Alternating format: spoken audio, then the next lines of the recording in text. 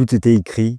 Carlos Alcaraz filait vers un triplé historique, prêt à rejoindre Federer et Djokovic parmi les légendes du tournoi californien. Une troisième finale d'affilée contre Daniil Medvedev, c'était presque une évidence. Sauf que le script a volé en éclats.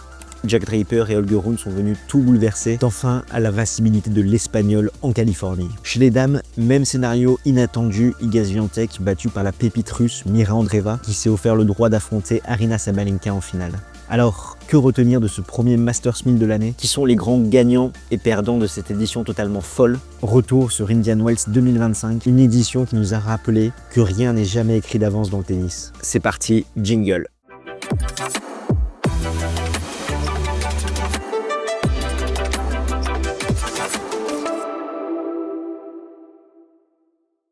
Avec ce changement de fournisseur pour la surface à Indian Wells, il y a eu beaucoup d'interrogations, étant donné qu'on est passé de PlexiPave à Laycold. Donc c'est une résine acrylique qui est supposée être plus rapide, qui est utilisée d'ailleurs à Miami et l'US Open. Donc la surface, c'est une métrique. Mais il y en a une autre à prendre en compte, c'est vraiment le contexte, les conditions de jeu. Et ça n'a pas changé parce qu'à New York, en Floride, c'est humide. Donc on a un rebond un petit peu plus bas, des conditions plus rapides. Par contre, en Californie, les conditions sont très sèches, avec beaucoup de vent, comme on a pu le voir tout au long du tournoi. Ce qui fait que forcément, ça va ralentir naturellement les conditions de jeu et on va avoir une balle qui va beaucoup plus gicler. Et c'est exactement ce que les chiffres ont montré, avec même une surface censée être plus lente que les précédentes éditions d'Indian Wells, étant donné qu'au niveau de l'indice, on était à 32,8, soit une surface censée être assez lente. Et en 2024, Indian Wells était à 36,9. Et pour illustrer tout ça, si on prend les 72 premiers matchs qui se sont déroulés dans le tableau principal à Indian Wells, on était sur les points gagnés sur première balle à 68,5% en 2025 contre 71,4% en 2024. Ce qui fait qu'on voit vraiment que la surface a été ralentie là où ça devait l'accélérer avec ce nouveau fournisseur. Naturellement, ces conditions lentes ont profité à certains joueurs. Et c'est le cas de Ben Shelton et Francisco Cerundolo, qui se sont tous les deux inclinés en quart de finale, respectivement, contre Jack Draper et Carlos Alcaraz, mais qui ont fait quand même un très bon tournoi. D'un côté, on a Ben Shelton, qui fait un bon début de saison avec cette demi-finale à l'US Open, et dans ces conditions, il a pu faire parler sa puissance, son schéma offensif, notamment quand il arrivait à tourner autour de son coup droit, derrière, suivre au filet. Quand on a une surface lente comme celle-ci, on arrive à être créatif, à être offensif, à aller vers l'avant. On arrive à avoir beaucoup plus de points gratuits que si on reste 4 heures derrière sa ligne de fond. Et Francisco Cerundolo, lui aussi, a une puissance naturelle du fond du court, notamment côté coup droit, également au service, où il a su se protéger avec cette seconde kické qui a fait très mal. On l'a vu d'ailleurs prendre sa revanche sur Alex de Minaur, où l'Australien qui défendait énormément avait moins d'armes offensives dans son jeu que Francisco Cerundolo qui arrivait à percer cette défense avec son coup droit. Talon Krikspour a su continuer sur sa lancée après sa victoire il y a quelques semaines contre Daniil Medvedev. Il a remis ça contre Alexander Zverev. Il prend sa revanche des derniers matchs qu'il a disputés contre l'Allemand, notamment ce match en 5-7 à Roland-Garros où il aurait dû s'imposer il y a un an s'il ne choque pas dans le 5e set. On a un Talon Krikspour qui est un joueur extrêmement complet, certes friable mentalement, mais qui est ultra agressif, qui là encore a fait parler son service volé, comme ça avait été le cas contre Daniil Medvedev. Et on a un joueur qui sert bien, qui est puissant, qui tient bien la balle. Certes, ce match aurait pu lui filer entre les pattes, alors qu'il avait quand même plutôt la mesure de l'Allemand, mais c'est une bonne nouvelle pour lui s'il arrive à se débrider, s'il arrive à percer en 2025. Lui qui n'a pas eu de chance sur les tirages au sort en 2024, c'est une occasion vraiment pour passer au-dessus avec des victoires références contre des membres du top 10 comme Daniil Medvedev et Alexander Zverev. Du côté français, Arthur Fils a su se hisser en quart de finale à Indian Wells, son premier quart en Masters 1000 et ainsi faire oublier sa déconvenue contre Nuno Borges à Dubaï il y a quelques semaines. Il perd seulement 7-6 au 3e set contre Daniil Medvedev dans un très bon match. Honnêtement, Arthur, il a été très costaud dans ce tournoi. Contre Medvedev, il se trompe un petit peu tactiquement dans le premier set où forcément le Russe va exploiter ses lacunes côté revers et le tenir dans cette diagonale. Et à partir du 2e set, il va commencer à faire quelques ajustements, notamment le slice dans la diagonale revers, justement pour éviter ces longs rallyes dans cette diagonale-là où il allait souvent craquer, tourner plus autour de son coup droit pour faire la différence, notamment d'un point de vue offensif. On sait, c'est la clé sur une surface lente comme celle-ci, varier un petit peu plus du service volé. Après voilà, dans le 3e set, ça fait des breaks, ça se joue à pas grand-chose. Il y a ce dernier service volé qui n'arrive pas à remettre. La première volée est pas mal. Et derrière, il y a ce passing de Medvedev et Arthur Fils qui met sa raquette en bonne position et la balle qui sort. Donc une très belle semaine pour lui, à voir s'il arrive à capitaliser dessus. Pourquoi? Parce que là, la culture de l'instant, c'est de se dire waouh, c'est le nouveau numéro 1 français. Il a fait un quart de finale à Indian Wells. On va forcément l'attendre au tournant. Pour rappel, il n'a que 20 ans. Et surtout, pour moi, ce que j'ai envie de surveiller, c'est cette constance. Parce que Arthur Fils, il a un petit peu ce problème d'ego, où c'est vraiment un joueur frisson, un joueur popcorn, un joueur explosif. Mais quand c'est des grands joueurs en face, entre guillemets, ou des joueurs extrêmement bien classés, il arrive à être au rendez-vous. En témoigne cette stat que sur les 13 matchs qu'il a joué contre des membres du top 10 fois, il arrive à au moins leur prendre un set. Donc ça, ce n'est pas rien. Par contre, je parlais de problème d'ego. On l'a vu contre Nuno Borges ou même contre Marcos Giron. Il y a des sets où il passe totalement à côté. Il n'arrive pas à trouver ce niveau moyen, cette constance. Il est encore jeune. Mais encore une fois, pour moi, ce que je vais surveiller, c'est vraiment s'il arrive à répéter ses performances tout au long de l'année et pas juste de façon ponctuelle comme ça sur certains tournois, être très très costaud. Donc là on a eu un super match entre Arthur Fils et Daniil Medvedev. Un autre Français qui s'est fait remarquer dans un gros thriller en 3-7, c'est Gaël Monfils contre Grigor Dimitrov. Un super match, vraiment le vieux Monfils, il est toujours là. C'est incroyable les émotions qu'il arrive à dégager et il fait un super début de saison, même s'il se fait arrêter par le Bulgare qui a enfin mis la marche en avant sur ce tournoi d'Indian Wells. Ça a été très très compliqué son début de saison, même si derrière il se fait doucher contre Carlos Alcaraz qui a bien retenu la leçon de Miami où il s'était incliné l'an dernier. Mention honorable à Yosuke Watanabe qui s'est hissé en 8e de finale, qui s'incline contre Tylon Griekspoor, qui a sorti Frances Tiafoe, qui a profité de l'abandon de Thomas Marach, le japonais qui a connu pas mal de blessures, qui a une gestuelle si particulière au service. Franchement, il a un jeu assez rafraîchissant. On peut également noter le retour de Jenson Brooksby qui s'incline contre Jack Draper. C'est un joueur que j'adore, qui a un QI tennis extrêmement élevé. Lui qui a avoué qu'il était autiste en fin d'année dernière. Mais on voit vraiment ce jeu du chat et de la souris, même s'il a un déficit de puissance, même s'il ne sert pas très bien côté revers, avec ce petit slice également qu'il arrive à distiller, faisant penser un petit peu à un Florian Mayer. C'est très très bon pour la suite du tennis, d'avoir cette diversité de profils. Du côté des dames, on a les mamans qui font de la résistance. Je parle bien évidemment de Belinda Bencic et Elina Svitolina. Les deux se sont inclinés en quart de finale, mais ont fait de sacrées performances quand même.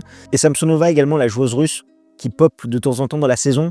Et là, ça a été le cas. On se rappelle qu'en 2024, elle s'impose à Bois-le-Duc. En 2023, elle fait finale à Abu Dhabi, Montréal et Pékin. Et là, Indian Wells, c'était son moment, même si la marche était trop haute contre Aryna Sabalenka. De l'autre côté, nous avons eu des flops attendus. Je parle bien évidemment de Novak Djokovic et Alexander Zverev. L'Allemand, au mieux, c'est un quart de finale en Californie. Ça montre vraiment qu'il a du mal dans ces conditions extrêmement lentes. C'est son pire Masters 1000 sur dur. Et Novak Djokovic, lui, il n'a plus dépassé le 3e tour en Californie depuis 2016. C'est pas évident parce qu'il est dans cette phase un petit peu de fin de carrière où forcément les Masters 1000, il en a plein. C'est pas là qu'il va aller chercher toute sa motivation, toute son énergie. On l'a vu d'ailleurs avec cette casquette un petit peu sur le côté, pas spécialement motivé contre VDZ où il fait un match catastrophique. Et surtout, après avoir eu un pic de forme à l'Open d'Australie, généralement, il y a ce petit coup de repos en février. Il revient en mars, mais c'est beaucoup trop tôt. Et dans des conditions lentes, maintenant, Djokovic n'arrive plus à faire la différence rapidement. Il doit se régler, notamment côté coup droit, pour trouver le bon équilibre entre puissance et contrôle. Au vu des conditions, les performances, ou du moins les contre-performances de Casper Ruud, Taylor Fritz et Andrei Rublev étaient moins attendues. Je pense notamment à Casper Ruud qui avait un bon tableau pour aller en quart de finale ou en demi-finale et qui s'incline d'entrée contre Marcos Giron, qui fait un début de saison assez moyen. Andrei Rublev qui perd d'entrée contre Arnaldi, il s'est relancé cette saison où il a enfin décroché un trophée. Mais derrière, c'est plus ses instabilités, on va dire, mentales et son jeu qui est fait de haut et de bas. Et surtout Taylor Fritz qui avait fait un bon début de saison, la United Cup, et qui a totalement disparu depuis avec contre-performance sur contre-performance. On le sait, il adore Indian Wells, il a gagné ici même en 2022 avec ce rombo haut à hauteur de hanche qui est idéal pour ses frappes. Et là encore, il s'est incliné contre Jack Draper. Chez les dames, on a une ribambelle de joueuses qui peinent à digérer leur saison 2024. Navarro, Schneider, Zheng aussi, même si ça a été mieux avec un quart de finale contre Swiatek, et également Paolini, qui n'a pas du tout existé, même si c'est plus lent, mais qui va devoir rebondir, digérer cette incroyable saison 2024. Et surtout la plus grosse déconvenue, je pense, c'est Coco Gauff qui a 21 ans, qui est encore jeune, même on a l'impression que ça fait 10 ans qu'elle est sur le circuit, qui retrouvait des couleurs en fin de saison avec son titre Masters en début d'année à la United Cup. Et pourtant, c'est pas folichon depuis les défaites quand même contre Badoza, Kostiuk, Kessler et la Ben Cinch à Indian Wells.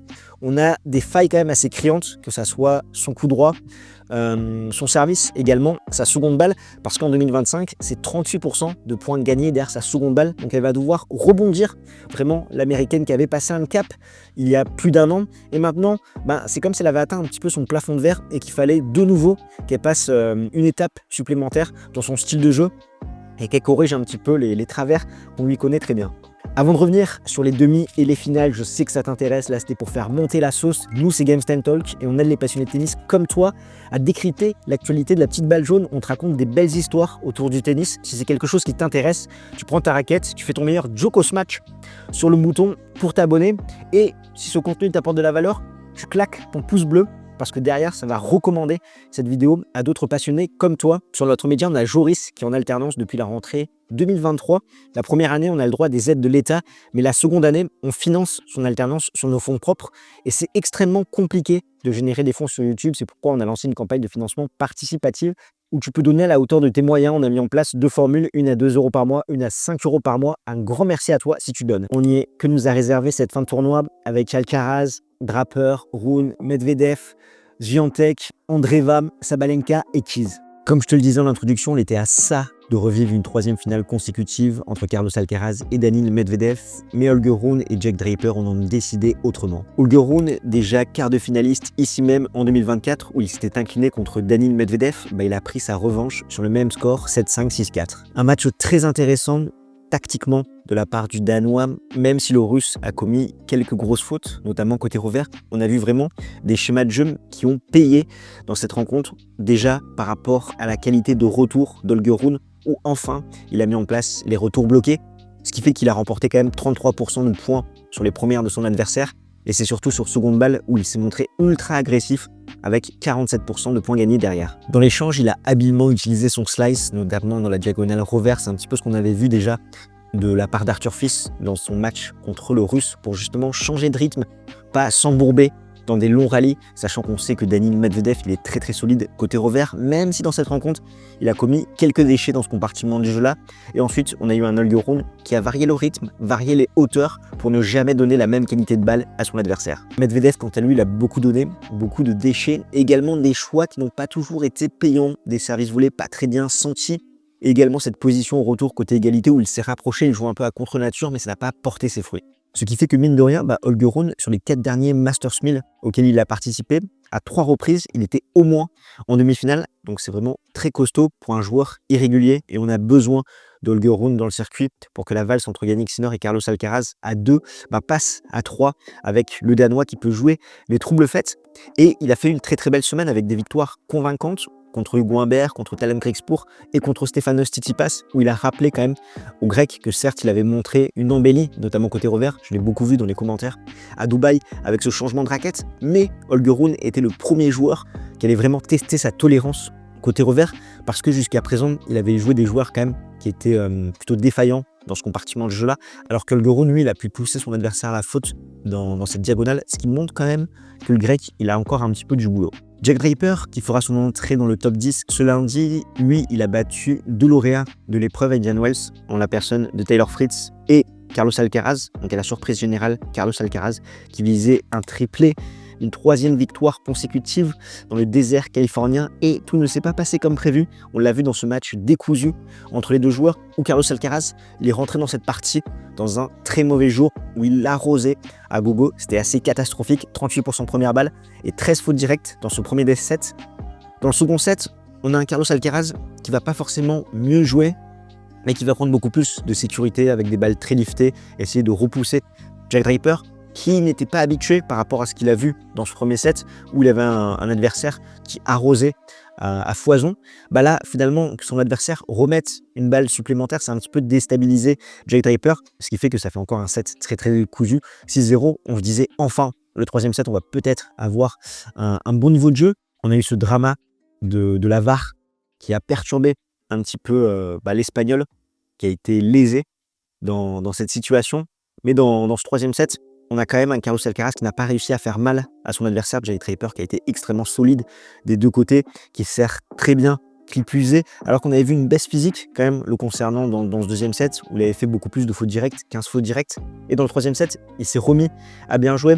Dans la diagonale, coup droit, Draper, revers, Carlos Alcaraz, on l'a senti un petit peu trop passif. L'Espagnol, c'est vraiment Jake Draper qui faisait mal à son adversaire. Et pareil, dans l'autre diagonale, où on sait que le coup droit, c'est vraiment la force de Carlos Alcaraz et il n'arrivait pas forcément à changer de direction, à attaquer longue ligne face au revers très à plat du Britannique. On notera également que le kick sur seconde balle de l'Espagnol n'a pas fait autant de dégâts que d'habitude à Indian Wells. La faute peut-être à ce changement de mouvement au service et ça nous rappelle encore une fois que Carlos Alcaraz, quand il joue à son prime, c'est exceptionnel, tout ce qu'on veut.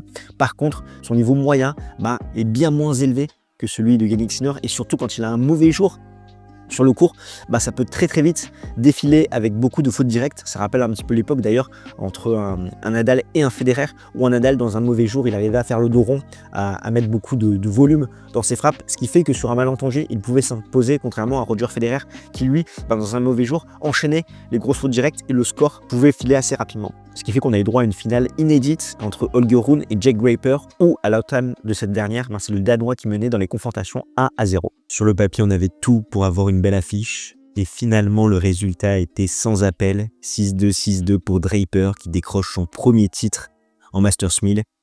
Cette victoire, elle est passée par plusieurs choses. Déjà la qualité de service du Britannique, où il a vraiment pris l'avantage assez rapidement dans l'échange, contrairement à Holger Rune. 10 aces, 92% de réussite derrière sa première balle. On a eu un Danois qui a eu du mal à la relance sur les premières balles. Il était vraiment trop proche de sa ligne. Et sur les secondes, lui qui a l'habitude de s'engager, il a eu du mal à lire le service de son adversaire, qui alternait entre kick et service au corps. A l'inverse, Holger Rune, lui, l'a moins bien servi, ce qui fait qu'en fait, derrière son service, son deuxième coup de raquette, c'était beaucoup plus compliqué. 59% de points gagnés sur sa première balle. Dans l'échange, là aussi, on a un Britannique qui a pris les devants avec une très bonne performance côté coup droit, dans ces conditions lentes avec un rebond haut. La lourdeur de balle a vraiment repoussé Holger Rune. Et là encore, Holger, dans cette diagonale avec son coup droit, donc sur le revers de son adversaire gaucher, il s'est montré un petit peu trop passif, trop neutre. Ce qui fait qu'on a une masterclass quand même dans cette finale de la part de Jake Draper qui va passer 7ème. Il va devoir passer le cap sur terre battue, mais sera très dangereux sur gazon. Rune, quant à lui, il nous a sorti une semaine positive où il a fait preuve un petit peu plus de patience. Du côté des dames, après avoir triomphé à Dubaï en sortant notamment Tauson, Rybakina et Swiatek, la pépite russe Mira Andreeva à tout juste 17 ans a récidivé en sortant les trois mêmes choses dans les déserts californiens pour se hisser en finale à Indian Wells. Franchement, c'est pépite ce qu'elle propose en ce début d'année 2025 parce que battre Swiatek, déjà une fois, c'est compliqué. Deux fois, c'est là encore plus. Mais Indian Wells, c'est vraiment le terrain de chasse de la Polonaise qui a été titrée en 2022 et 2024, qui s'incline en 2023 contre Rybakina et qui, depuis cette défaite, n'avait plus concédé la moindre manche. Et là, on a eu Andreeva qui a réussi à lui en prendre deux, alors qu'elle aussi, dans le second set, elle avait totalement laissé filer et on pensait que la Polonaise avait fait le plus dur. Mais franchement, Mira Andreeva, c'est très très costaud, sa progression est incroyable. On le voit avec l'apport de Conchita Martinez où au service, c'est un petit peu mieux. Également dans sa puissance, dans ce qu'elle arrive à générer du fond du court, son revers long ligne qui fait extrêmement mal et cette solidité mentale parce qu'il faut être extrêmement fort dans sa tête pour sortir Iga Swiatek. Iga Swiatek qui a montré de nouveau que quand on ne se passe pas comme prévu dans un match, elle peine à trouver des solutions et ça c'est vraiment ce qui la différencie de son idole espagnol qui lui arrivait même dans des mauvais jours à trouver des solutions. Là on la sent, elle s'agace, on l'a vu là avec cette balle qui frappe de mécontentement. Donc quand tout va bien c'est génial, mais là encore quand elle doit trouver des solutions, trouver un plan B, un plan C pour contrecarrer un petit peu ce que lui propose son adversaire, elle n'y arrive pas du tout. Et donc Mira Andreeva est la plus jeune joueuse à atteindre la finale d'Indian Wells depuis Kim Clijsters en 2001. En finale, Mira Andreeva rencontrera Aryna Sabalenka qui n'a jamais remporté le titre à Indian Wells malgré une finale en 2023 perdue contre Rybakina. Et surtout en 2024, ça a été plus compliqué sur elle. On sait pourquoi par rapport à l'extra sportif qu'il y avait eu dans cette période pour la Biélorusse.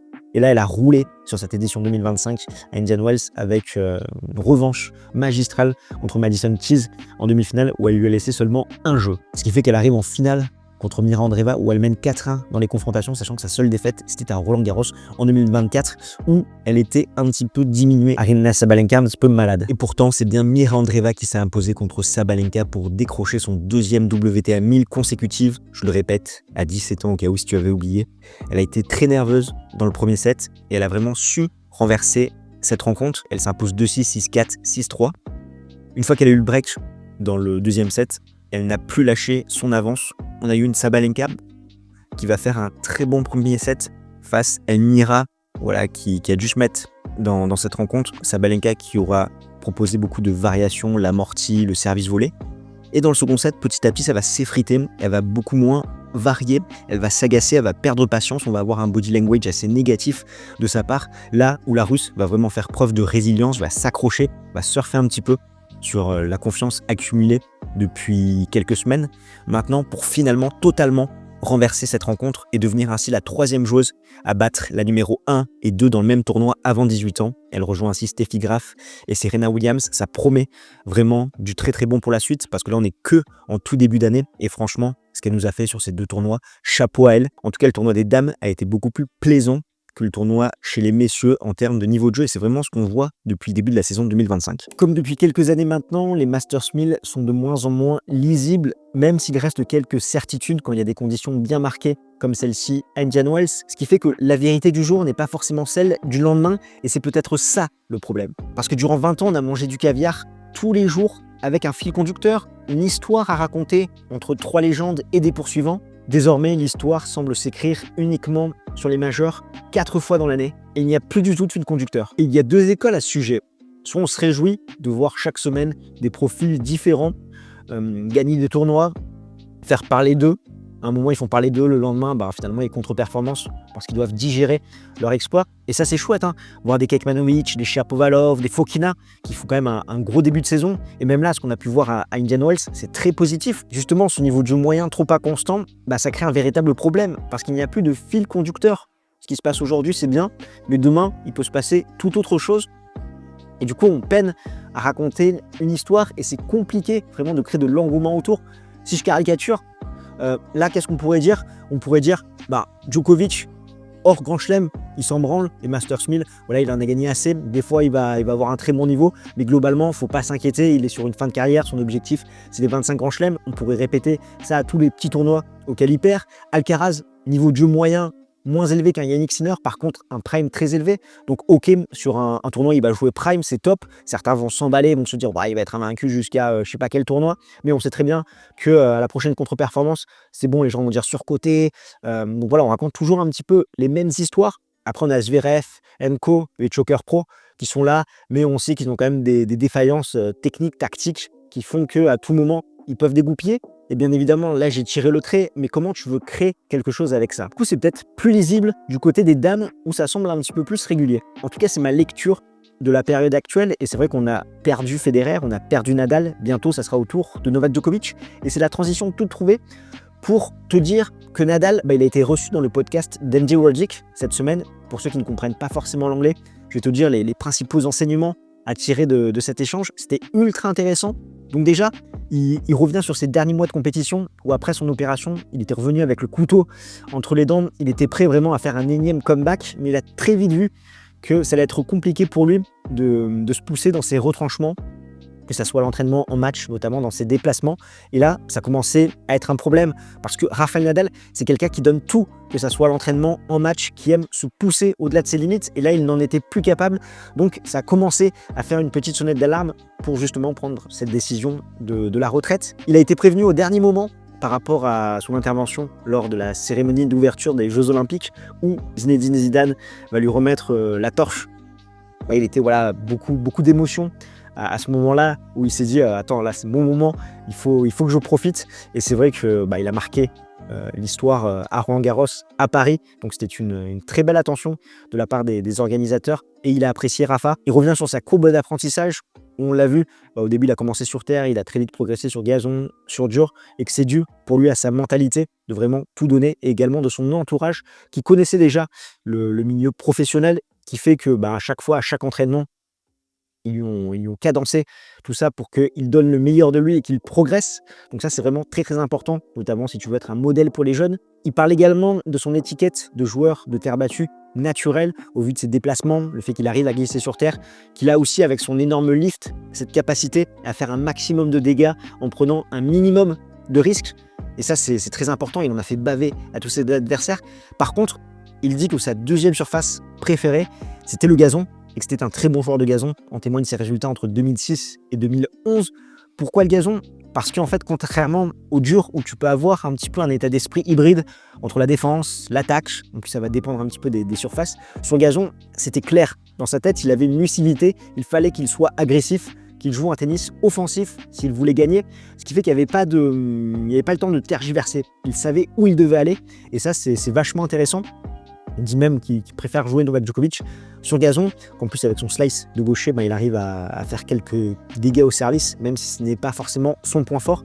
Et que par contre, quand ses genoux ne répondaient plus, il n'était plus en mesure de les contrôler, comme ça a été le cas entre 2012 et 2016, là il ne pouvait pas exprimer son plein potentiel sur la surface. Et enfin sur ses rivalités, il comprend que pour le public, les Federer-Nadal étaient peut-être plus attractifs parce qu'il y avait une véritable opposition de style et que le Suisse et l'Espagnol savaient vraiment quoi faire l'un contre l'autre. Nadal, c'était jouer sur le revers, j'attaque longue ligne uniquement si c'est pour faire le coup gagnant ou si c'est pour gagner encore plus d'espace sur le terrain et derrière pouvoir attaquer le Suisse côté revers. Et côté Federer, lui, c'était d'être le plus agressif possible.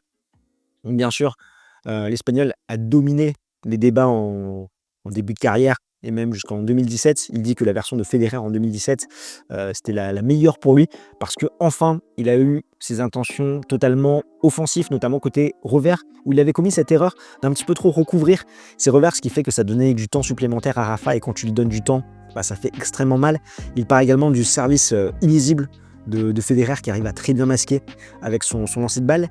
Et concernant Novak Djokovic et cette rivalité, c'est différent parce que contre Djokovic, il n'y avait pas de plan de jeu clair. Il devait systématiquement donner le meilleur de lui-même s'il voulait s'imposer. Après, il a commencé à mettre en place un petit peu plus de slice pour justement perturber le rythme de son adversaire et surtout fuir le revers le plus possible et jouer au centre pour ne pas donner d'ouverture au Serbe. En tout cas, je t'invite à aller écouter cette interview parce que les propos sont ultra pertinents, ultra intéressants. Nadal, il a fait partie des légendes de ce sport, mais est-ce que tu t'es déjà demandé comment on est passé des prémices, c'est-à-dire du jeu de paume au tennis qu'on connaît maintenant? Justement, c'est le sujet de cette vidéo.